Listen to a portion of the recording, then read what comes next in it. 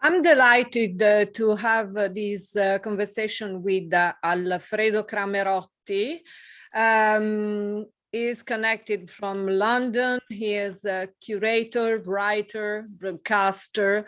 I have to say that researching on the future of journalism and the future of media communication, mostly in the upcoming digital world, his name always pop up in representing one of the most relevant thinking on these topics. Alfredo Cramerotti is really present on the international scenes with different works, lecturing, and so I found such an incredible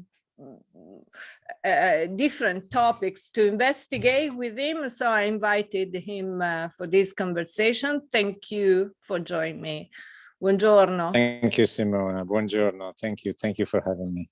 And I forgot, you are the director of the MOSTYN Gallery as well, and you've been one of the advisor of the British Council for the art contemporary sector. That's amazing. Yes. Yeah. I'm directing MOSTYN since 2011, so it's more than a decade now. And I work with the British Council since 5 or 6 years, I believe so. And I'm advising basically on the acquisition committee. So the British Council has a whole collection of contemporary art, and we regularly meet and select which artists to bring into the collection, basically. Okay, so I try to design an interview with just a few but very strong topics. I will start with your successful exhibit in Treviso nowadays, and then we are gonna talk about the Biennale and your takes on it, and then the most interesting for me topic that is related to your book, and the topic is, of course, the aesthetic journalism, telling things without telling nothing, something like that. Informing without information, basically.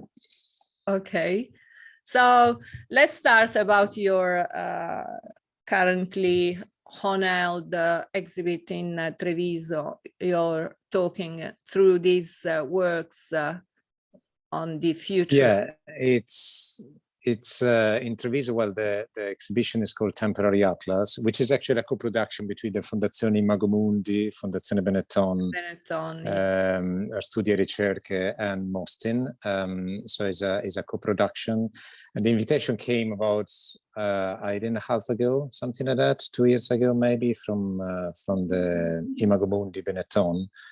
After the pandemic, basically they wanted to reopen the institution with an international sort of a group show, and so they invited me to elaborate on a concept, and I proposed this idea of an exhibition that it's sort of a use cartography, the approach to cartography, but not applied to the territory, not applied outside ourselves, but applied to the inside, applied to the person, to the individual. And it was coming a bit from the pandemic time, the lockdown, which every one of us actually did evaluate things in a slightly different way, or we changed our priorities somehow. We understood ourselves in a different way. We gave sort of value to different things than before the pandemic. So for me, the idea of taking the measurement of ourselves, applying this idea of mapping to the self, it was quite important. And it was actually a mirror in the work of many contemporary artists. I go around a lot, and I see a lot of artists and a lot of exhibition, and I perceive that artists themselves, they were actually taking a slightly different approach, more intimate, more personal to their work. They were reassessing a number of things. And so I proposed this idea, and we went on to produce the exhibition. it's called Temporary Atlas because it's a sort of an atlas, but very temporary because it's very contemporary as well. The work is done now. And so it's just a kind of a measurement, a look in time at this time of what it means to be human, basically. And I propose to the artists to work on this idea of mapping of the self. There are 14 artists in the exhibition in Treviso, international artists, and 17 artists in the exhibition in MOSTYN, which will open at the end of June. The range is very broad. The artists go from 30 years old to 90 years old. So it's a very kind of a cross-generational take on this idea of perceptive cartographies. And the mapping that artists did is not a mapping of the, as I said, it's not a mapping of the territory, but is a mapping of the individual. So it's a mapping of memories, of emotions, of identities, of spirituality, of sexuality, of the idea of how we project ourselves towards the others, and importantly, how the others read us. So how we are perceived by others as well as we perceive others. So it's a kind of a two-way sort of a mapping in a way. And the works range from from 2D to video to sculpture to site-specific word to sound. So there are actually a very kind of a broad range of media in the exhibition. Okay, I think they can find more information on the on this exhibit going to Treviso Contemporanea. Is that the organization? Yeah, it was part of the umbrella. Yeah, taken care of. Yeah, Treviso Contemporanea has 3 exhibitions, all of them on the idea of mapping and sort of a cartographies, and this one is the sort of a contemporary exhibition talking about a slightly different approach to cartography, more applied to the self. So it's going on until the end of May, the exhibition at the Gallerie delle Prigioni. And then it will be sort of a reconfigure with more artists here in MOSTYN from the 25th of June. Okay, going straight towards the major topics, I'm talking about the aesthetic journalism. I've noticed that this book has been released in 2009, so it's quite a few years that you research and try to define the methodology around a new concept of journalism. Can you tell us something more about your research on that? Yeah, it's a book that was published in 2009, so it's already more than 10 years. I did other books as well, like hyperimaging and hyperimaging, and I have another book coming out in the next year or so. But this one was actually the first sort of a scholarly research body of work that I did. And it was basically, it came from a personal experience. I was actually, as an artist, I was invited to do a kind of the typical commission that artists get assigned sometimes. So, there was the Biennale in Istanbul in 2004, and I got, there was this kind of a bridge that was connecting the 2 sides of Istanbul, like the Asian side and the European side, and to do a work basically on this bridge, on this sort of a connection, on this sort of an element that kind of a bridging to physically and metaphorically these 2 areas. And so I went there, I invited a colleague, we went there, we did the work. It was a sound work mainly and video work. We interviewed a number of people. We came back and we installed sort of the work and as an installation, as a sound and video installation, first in Berlin, then in Copenhagen. It went really, really well, actually. It was really well received. And then I started to think about, well, you know, I was kind of a commission to do an artwork, and I came back with a piece of journalism, basically, investigative journalism. Well, why I was doing this kind of thing? I started from there to sort of understand there was not just me or us. It was actually a lot of other artists were adopting journalistic methodologies, investigative journalistic methodologies to do not only the background work, but actually to produce their work using, you know, documentary, graphic visualization, interviews, sort of subtitles, this kind of idea of art that was actually informing, but without actually the factual information. It was more about some sort of taking a different approach to that. And I started to research, and, you know, I kind of discovered a whole world there, and of which I was part of. And basically what I did, it was just to try to understand where it comes from. And it comes from, you know, ancient Greece, or the inscription of the marathon, and up to nowadays, and how artists are actually adopting this journalistic methodology. They're kind of using, sometimes abusing, sometimes misusing on purpose. And importantly, how journalists could also benefit from an artistic approach, because, you know, that's a very kind of interesting element of it, because there are two ways of representing the world, two ways of making sense of what is around us. One is much more sort of abstract and poetic and imaginative and personal. The other one is very much coded, because it has a structure. It has to be, you know, kind of faithful to the sources. It has to be some sort of a focus on something. It has to be reliable. It has to kind of use the voice of the other to represent the other. So there are very, very two different codes in a way, but somehow both of them are kind of two sides of the same coin, which is like how we make sense of our world. And I discovered, I work with a lot of journalists and a lot of people actually writing and publishing and broadcasting. So I know very well the journalistic type of sort of a work. And I know, for instance, that the time is a very precious issue. There's no time in journalism. You have very, very tight deadline. You have to produce a piece in 2 hours or in a day and a half. And, you know, deadline is king. In arts, you know, time is much more relative, because you don't expect, you know, an artist to produce a work in 2 days. You know, you have a very long lead-in time. So I was wondering, how could the two elements actually benefit from each other? Could actually journalists import some artistic approach in their sort of environment, and could art benefit from a journalistic way of working? And the book is about that, really. It's unraveling these two sides of the same coin.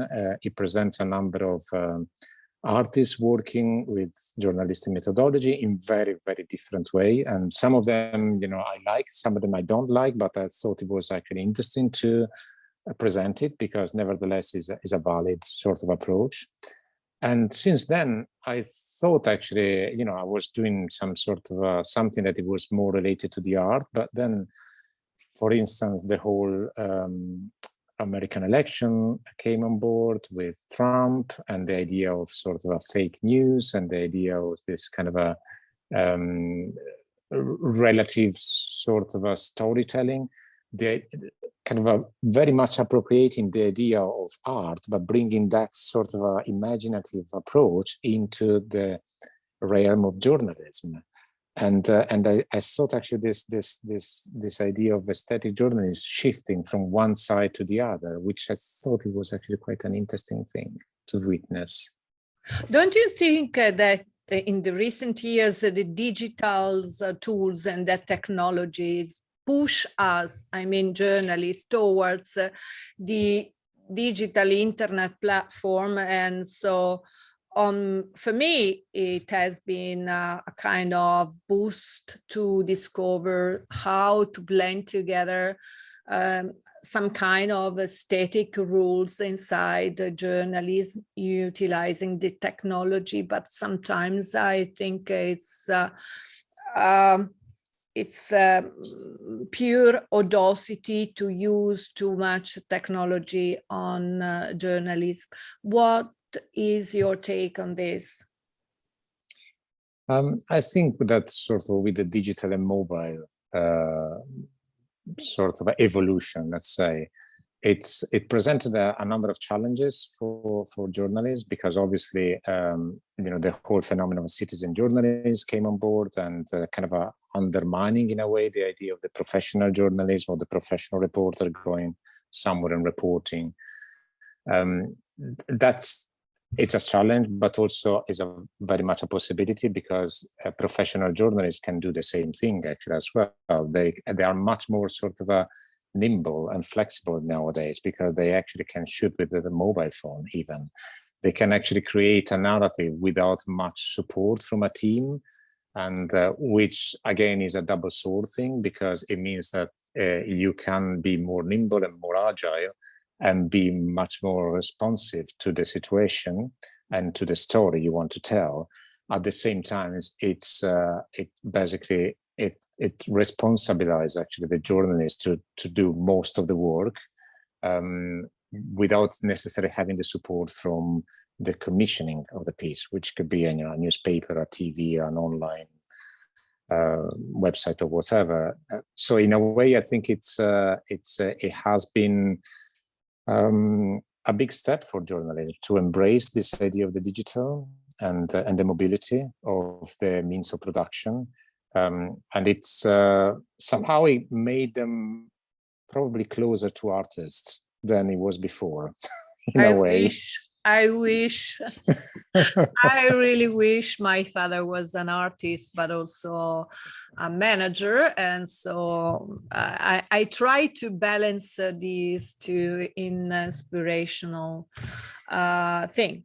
Okay, what's your take on Biennale, this edition of Biennale? Did you have any chance to see some works or had some? Yes, I've seen it actually. My criteria, if I like an exhibition or not, is wondering and asking myself, would I go back and see it again? Yeah. And the answer is yes. So it means that I like it. and I haven't seen everything, obviously. That's why I would like to go back and see it again. I mean, if we're talking about the central exhibition by Cecilia Alemani, I thought it was a very, very well crafted concert and exhibition. I absolutely adore the selection of the artists, and the fact that there were actually 90% were female artists, which was long due. I think actually it's I loved very much the 5 time capsules that she created. Probably I would have seen more than that, so I would have liked actually this kind of a time capsule to be more sort of explored and expanded, even in a bigger size and more artists, because I thought it was really a beautiful concept. It was very elegant, very smooth. It was kind of a museum type of exhibition rather than a biennial type of exhibition. So really, really kind of a elegantly presented. Maybe this, I lack a bit of a disruption that I would expect from a biennial. This kind of a disruptive work that stops you on your track, because what is this? What is it? I didn't have that moment. I think that moment could have been provided by the 5 time capsules if kind of presented in a different way. But overall, I really, really like the take and the concept and the presentations. In terms of the other pavilions, both national and collateral events, I've seen just a few, maybe really a bunch of it, rather than the 80 or whatever they are. There was something that yes and no. What I really liked was the Australian Pavilion by Marco Fusinato. Yeah. Because for me, it was one of those moments in which you enter a space and something vibrates in your body. Yeah, and it was really a one take, one big work, very boldly presented, no compromises, no much narrative, kind of ideological narrative or curatorial take. It was like, boom, this is it. Take it or leave it. And I really, really like it. I absolutely love it. He's a musician, basically. He's a sound maker, first of all. And with this kind of a media wall with, images sources from the internet and kind of turned it in black and white and very banal images, and but combined with the sound and the vibration, I thought it was fantastic. And then obviously there was other pavilion that they have a much more sort of a nuanced narrative and presentation, and they bring the viewer into some sort of a journey, and it could have been, a nostalgic journey, a journey in the past, memories, future, whatever. But what left an impression on me was actually Marco Fusinato presentation. And in terms of the other exhibition around the city, I really like Marlène Dumas, I have to say. I thought it was very, very powerful, even more powerful than the one presented at Tate a few years ago. Because it was, she played a lot with the scale of the work, but even small work, it was such a powerful work. It was really amazing. I like Hinde Wiley at the Cini Foundation. Again, a fantastic, boldly presented take on what is society now. Again, very elegantly presented, but extremely powerful work. So there was actually a number of very, very good things around. I like it. I need to go back as well. Okay, thank you, Alfredo Cramerotti. It has been really interesting to have this conversation with you. I hope to have you here on the Italian Way video magazine soon again for more topics. Already so many things to ask you, but for today, I think it's enough. You have a lot of things to do, and keep on going and stay tuned to the Italian Way, and possibly go also by going to Venice, you should step and watch the exhibit of Alfredo Cramerotti in Treviso. Ciao. Thank you. Thank you so much, Simona. Bye. Ciao, Thank you. ciao, grazie.